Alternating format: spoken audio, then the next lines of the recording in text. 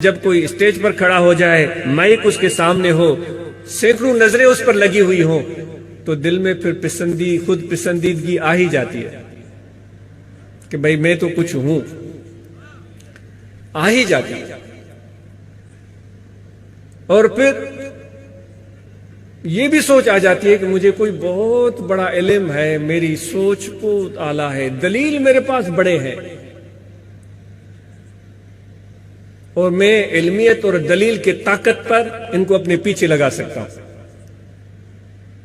اور ایسا ہوتا رہا، اور لوگ ایسے قائدین کے پیچھے چل پڑتے۔ ہمیشہ یہ عرض کیا جاتا ہے کہ آپ خدا کے خلیفہ ہیں، انسان ہیں۔ کوئی ملا مولوی خلیفہ ہو اور عام انسان نہ ہو، یا کوئی پیر یا پیر کا بیٹا خلیفہ ہو، عام انسان نہ ہو، ایسا نہیں ہے۔ سب آپ خدا کے خلیفہ ہیں۔ نیابت سب کو ملی ہے۔ اپنی عظمت کو جانو، اپنی اہمیت کو سمجھو، اپنے مقام کو پہچانو۔ پھر اللہ تعالیٰ بار بار کہتا ہے کہ تم فکر کیوں نہیں کرتے، تم سوچتے کیوں نہیں ہو؟ منزل کا تعین کر کے ہم چل رہے ہیں۔ ہماری منزل یہ ہے کہ ایک بہترین خاندان تیار ہوں، جن کے بڑے، ان کے بچے بہترین انسان، بہترین عاشق رسول اور ادب والے، اخلاق والے، عفو اور درگزر کرنے والے اچھے انسان بنے، تاکہ یہ انقلاب گھر میں شروع ہوگا اور اس کے اثرات ایک کمیونٹی تک پہنچیں گے، اور پھر ایک علاقے تک، پھر ایک ملک تک، تاکہ جو آج ہم پر ہر طرف سے الزاموں کی بوچھاڑ ہے اور خامیوں اور خرابیوں کی نشاندہی ہو رہی ہے، انگلیاں ہم پر سیدھی ہیں اور ہم پوری دنیا کے فوکس میں ہیں، سب دنیا ہمیں دیکھ رہی ہے، تو ہم کوئی ایسا طریقہ، ایسا رویہ، ایسا اظہار، ایسا عمل دنیا کے سامنے لے کر آئیں جس سے میرے آقا و مولا صلی اللہ علیہ وسلم کی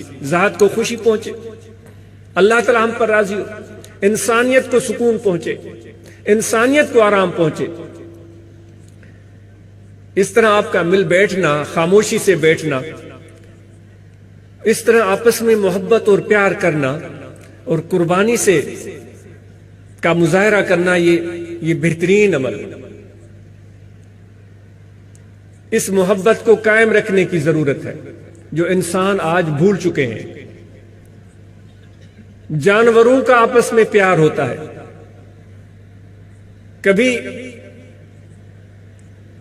ایک پرندہ زخمی ہو جائے تو دوسرے پرندے وہ اڑنا بھول جاتے ہیں، اس کی مدد کے لیے اس کے پاس آتے ہیں۔ بٹھائی صاحب نے کہا ہے ولر کیو وطن پرت نہ چھنن پان میں، سندھی میں ہم کونج بولتے ہیں، اردو میں پتہ نہیں کیا بولتے ہیں۔ وہ ایک پرندہ ہے، بڑا ایک بہترین خوبصورت پرندہ ہے۔ ان کی خصوصیات یہ ہے کہ ان کا ایک آپس میں لگاؤ ہوتا ہے۔ کہتے ہیں کہ اگر کوئی ایک بھی ان میں سے زخمی یا بیمار ہو جائے تو سارے غول کا غول وہیں بیٹھ جاتا ہے، ادھر ادھر نہیں ہلتا۔ اگر وہ پیچھے رہ جائے تو وہ بیچاری اپنے اس غول کو، اپنے ان دوستوں کو یاد کر کے اس کے آنسو نکل آتے ہیں، یا وہ چیختی چلاتی ہے۔ تو وہ پیار انسانیت آج بھول چکی ہے، آج ہمیں اس پیار اور محبت کی ضرورت ہے۔ تو یہ آپ کا اس طرح بیٹھنا، یہ اس طرح اس پرندے کا عمل مجھے یاد دلا رہا ہے، جس طرح وہ آپس میں پیار کرتے ہیں، اس طرح آپس میں جڑے رہتے ہیں۔ پسو پکھیڑن ماڑھواں میٹھ گھڑوں، بٹائی صاحب فرماتے ہیں دیکھو ان پرندوں میں انسانوں سے بھی بڑھ کر پیار ہے۔ اشرف المخلوقات آپ ہیں، خلیفۃ اللہ فی الارض آپ ہیں، تو آپ اور ہم کیوں پیار بھول چکے ہیں؟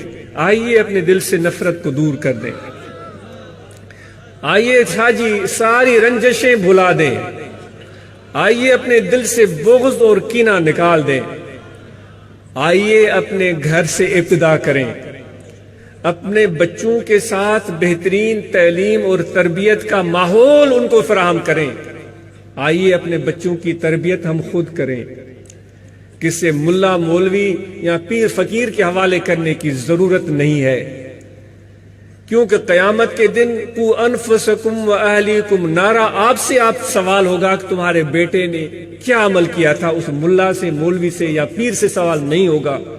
کلکم راعن و کلکم مسئول عن رعیتہ، آئیے اپنے گھر سے ابتدا کریں۔ وہ کہتے ہیں میں کل کچھ دن پہلے میں پڑھ رہا تھا، ایک چھوٹی سی بات تھی جس نے میرے دل پر بڑا اثر کیا۔ وہ آج کل تو بڑے میسج چلتے ہیں، تو کسی ایک بچے نے اپنے باپ کا انتظار کیا جو رات کو دیر سے گھر آتا تھا، کوئی ڈاکٹر تھا، تو وہ چھوٹا سا بچہ اپنے باپ کو سے پوچھنے لگا کہ ابو آپ کی کمائی کتنی ہے؟ تو پوری کہانی تو میں بھول چکا ہوں۔ تو اس نے پوچھا بیٹا مجھ سے تم ایسا سوال کیوں کر رہے ہو؟ اس نے کہا پھر بھی مجھے بتاؤ۔ تو باپ نے بتایا کافی سوچ بچار کے بعد کہ اتنی ہے۔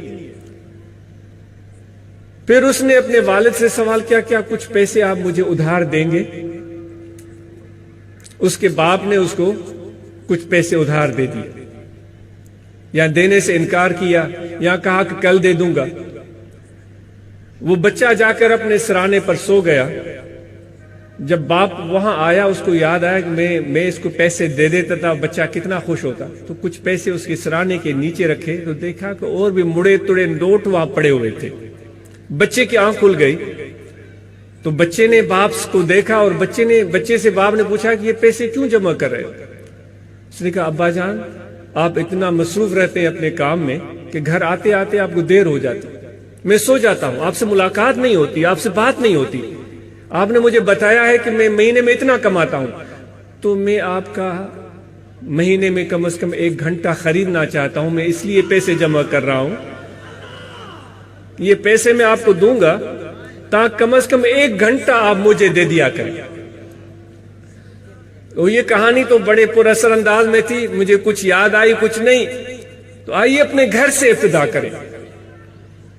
ہمیں انسان چاہیے، بہترین انسان چاہیے، لاجواب انسان چاہیے، جن میں بایزید بستامی رحمۃ اللہ علیہ کے آثار پائے جاتے ہوں، ابو الحسن خرقانی کے عادات پائی جاتی ہوں، جن میں ہمارے ماسلف کے انداز پائے جاتے ہوں۔